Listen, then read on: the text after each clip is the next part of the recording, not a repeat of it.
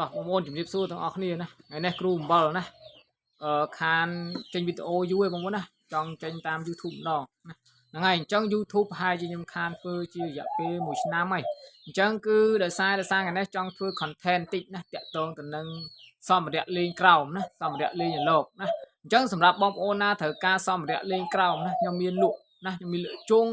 ហើយនឹងខ្សែចងជើងអញ្ចឹងថ្ងៃនេះទីទៀតខ្ញុំធ្វើការ review ណាដើម្បីឲ្យបងប្អូនបានទស្សនាទាំងអស់គ្នាហើយសម្រាប់បងប្អូនណាចង់បានយកទៅការប្រើប្រាស់យកទៅប្រើចង់បានរបស់ល្អដែលមានគុណភាពណាអាចតាក់ទងមកគ្រូអំបិលយើង8បានណាយើង8បានហ្នឹងហើយអញ្ចឹងគឺណាបងប្អូនណាគឺខ្ញុំមានលក់ជុងខ្ញុំគឺប្រភេទជុងកាបោនបងប្អូនណាជាប្រភេទជុងកាបោនមានជុងប្រភេទលេខ1និងជុងប្រភេទលេខ2អញ្ចឹងសម្រាប់បងប្អូនណាត្រូវការអាចកម្មងបានណាហើយនឹងមានខ្សែចងជើងណាខ្សែចងជើងហ្នឹងគឺខ្ញុំលក់មួយខ្សែគឺ15000រៀលណាហើយសម្រាប់ជុងគឺមួយត្បូងគឺមាន15កងណាមួយត្បូងមាន15កងសម្រាប់លេខ1គឺមួយត្បូង50000រៀលណាទាំងដុំមួយចោលហើយលេខ2គឺមួយត្បូង15កងដែរគឺមួយត្បូង40000រៀលទាំងដុំមួយចោលសម្រាប់បងប្អូនអត់យក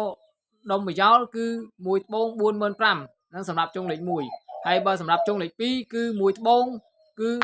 35000សម្រាប់បងប្អូនអត់យកដុំមួយចោលហ្នឹងហើយអញ្ចឹងតោះខ្ញុំធ្វើការ review វីដេអូទាំងអស់គ្នានេះបងប្អូនណានេះគឺជាប្រភេទជុងលេខ1ណាគឺជាប្រភេទជុងកបោន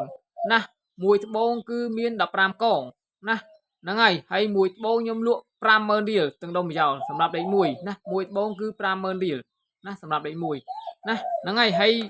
ជុងសម្រាប់លេខ2ណាជាប្រភេទជុងលក្ខណៈថាខ្សែត្រេះកតុយអាណងធម្មតានេះគឺកតុយអាណងធម្មតាហ្នឹងហើយគឺវាងាយនឹងជាពាក់បន្តិចអញ្ចឹងខ្ញុំលក់មួយត្បូងគឺ40000រៀលទាំងដុំមួយចោលណាសម្រាប់អត់បងប្អូនយកដុំមួយចោលគឺ35000ណាហ្នឹងហើយនេះគឺជាប្រភេទជុងលេខ2បងប្អូនណានេះគឺជាប្រភេទជុងលេខ2ហើយបងប្អូនណាត្រូវការខ្សែចងជើងណាខ្សែចងជើងអាឡុកណាគឺខ្ញុំលក់មួយខ្សែទាំងអស់ខ្ញុំមាន5ខ្សែខ្ញុំលក់មួយខ្សែគឺ15000រៀលអញ្ចឹងសម្រាប់បងប្អូនណាត្រូវការអាចកម្មងបានណាគ្រូអំបិលមាន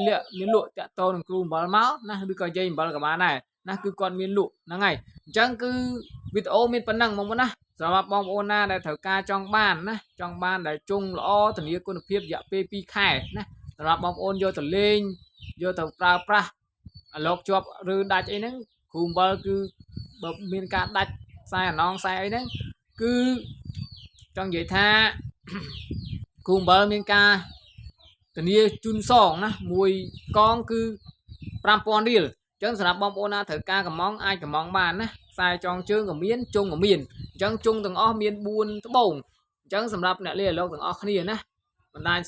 YouTube ទាំងអស់ណាព្រោះគ្រូអំបិលខានចេញយូរហើយអញ្ចឹងថ្ងៃនេះគ្រូអំបិលចេញដើម្បីនិយាយ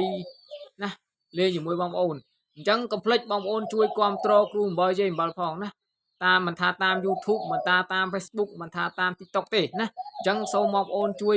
គាំទ្រផងណាហ្នឹងហើយអញ្ចឹងវីដេអូមានប៉ុណ្ណឹងអញ្ចឹងសូមបងប្អូនជួយចុច Subscribe ម្នាក់មួយផងដើម្បីបានទទួលវីដេអូថ្មីបាទសូមអរគុណសូមជម្រាបលាបាទអរគុណច្រើនណាហ្នឹងហើយបាយបាយ